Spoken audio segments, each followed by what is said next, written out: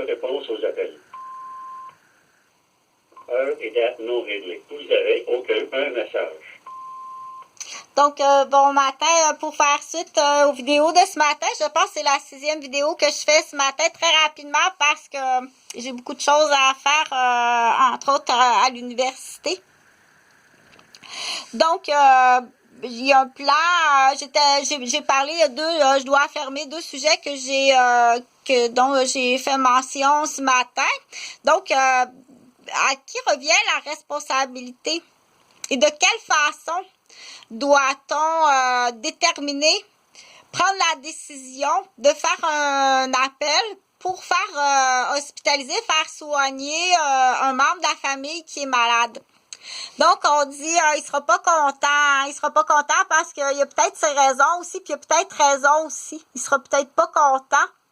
Donc, à qui revient la décision? Ça prend vraiment quelqu'un qui est professionnel.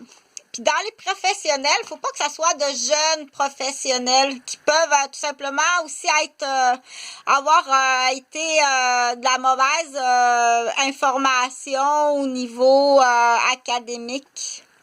Donc, ça prend, je pense, pour ce niveau de bobo-là, si je parle en santé mentale, ça prend quelqu'un qui a beaucoup, l'image a sauté, il est arrivé quelque chose. Donc, ça prend beaucoup de connaissances, puis ça prend beaucoup de savoir, d'expérience. Puis il faut être actualisé, puis ça prend surtout ce qu'on appelle la vérité. C'est sûr, s'il y a des imposteurs puis des menteurs, ça change tout, des empoisonneurs. Ça change tout. Là. Arriver avec une menterie puis une prise d'otage, le docteur sera pas trop content d'apprendre ça, qu'en plus c'est une de leurs petites infirmières favorites. Donc, présentement, on sait très bien là qu'au niveau universel, international, on est super content puisque d'opinion personnelle, j'ai tout le temps travaillé au niveau universel international. Depuis que je suis toute petite, après en avoir pris conscience que ça existe. Donc, c'est dans les cours de moralité, les cours de religion à l'école et dans mon lieu culte, que là, on détermine, qu'on dit, oh mon Dieu, qu'il y a déjà un indice sur le cœur humanitaire. Donc, de ce côté-là, pour ce qui est du cœur humanitaire, on continue parce que il faut tout le temps vouloir regarder les gens comme du cas à cas. Hein?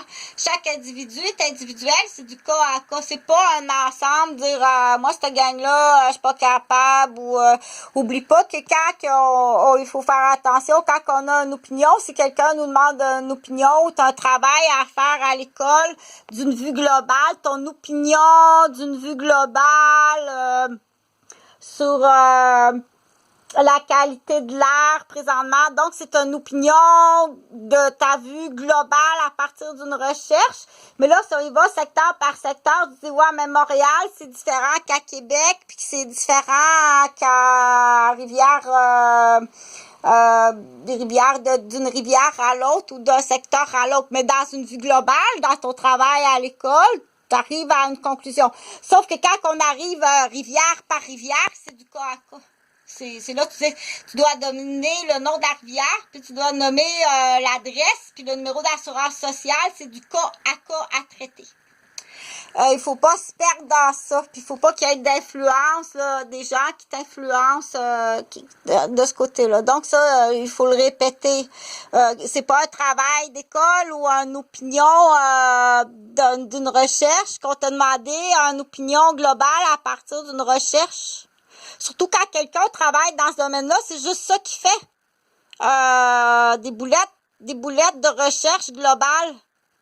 Quand tu arrives individu par individu, face à face, individu par individu, c'est tout le temps du cas à cas. Le nom de la rivière, l'adresse